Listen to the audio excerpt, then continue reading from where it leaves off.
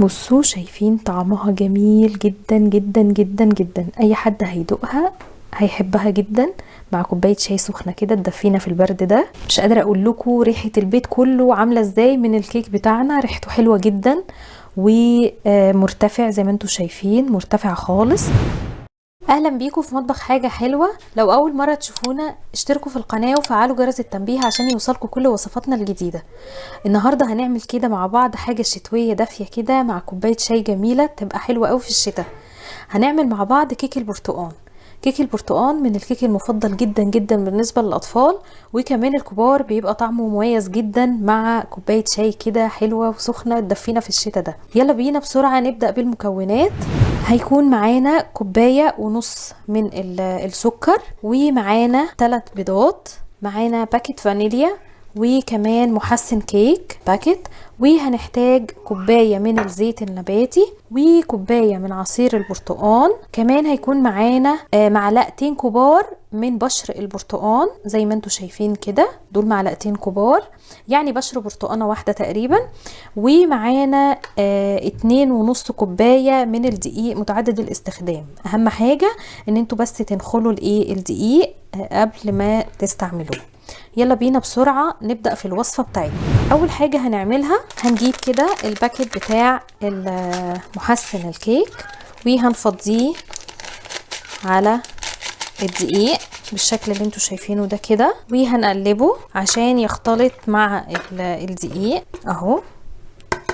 بس كده احنا عملناه. هنركنه على جنب وهنجيب بقى الخلاط بتاعنا وهنحط فيه البيض اهو. البيض هنحطه فيه، وكمان هنحط عليه الفانيليا زي ما انتوا شايفين كده، وهننزل عليهم بكوباية ونص من السكر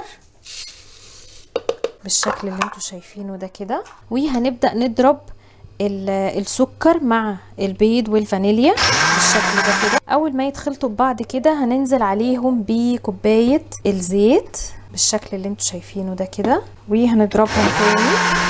بعد كده هنضيف المعلقتين بشر البرتقال وهنخلطهم برضو. وبعد كده هنضيف عليهم كوباية البرتقال. دي كوباية عصير برتقال بحرارة الغرفة. انا بحب قوي اخد التفل بتاع البرتقال في العصير عشان بيدي طعم حلو قوي للكيكة.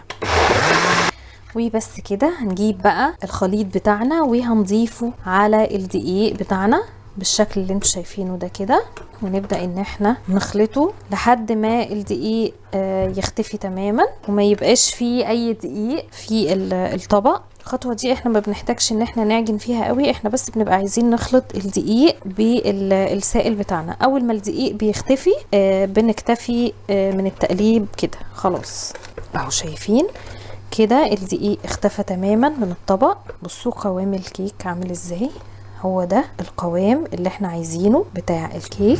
هنجيب بقى القالب بتاعنا. ده قالب كبير متبطن بالزبدة والدقيق، بس نبطنه كده حلو عشان ايه يعني بضمير شوية، عشان يبقى مفيش اي حتة مش متغطية عشان الكيك بتاعنا ما يلزقش. ونبدأ ان احنا نصب الكيك بتاعنا فيه بالشكل اللي انتوا شايفينه ده كده. قوام الكيك مثالي جدا جدا جدا. ونوزع الكيك في القالب كويس، ونخبط كده القالب 3 4 5 خبطات كده عشان كل الهواء يخرج منه. تمام زي ما انتوا شايفين كده. الخطوة الخبط بتاعت القالب دي مهمة جدا جدا عشان اي هواء يخرج من الكيك.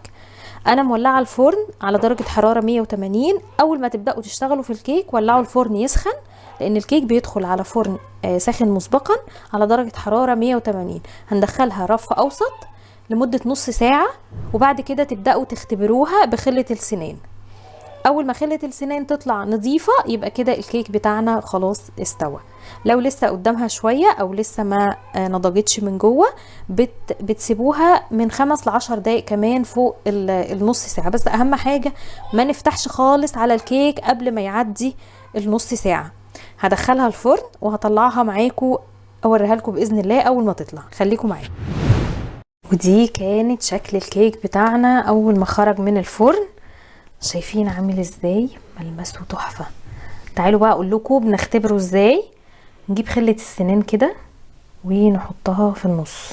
طالما خلة السنان طلعت نظيفة كده زي ما انتوا شايفين كده، يبقى كده الكيك بتاعنا تمام. مش قادرة اقول لكم ريحة البيت كله عاملة ازاي من الكيك بتاعنا، ريحته حلوة جدا ومرتفع زي ما انتوا شايفين، مرتفع خالص. هقطعها واوريكم عاملة ازاي.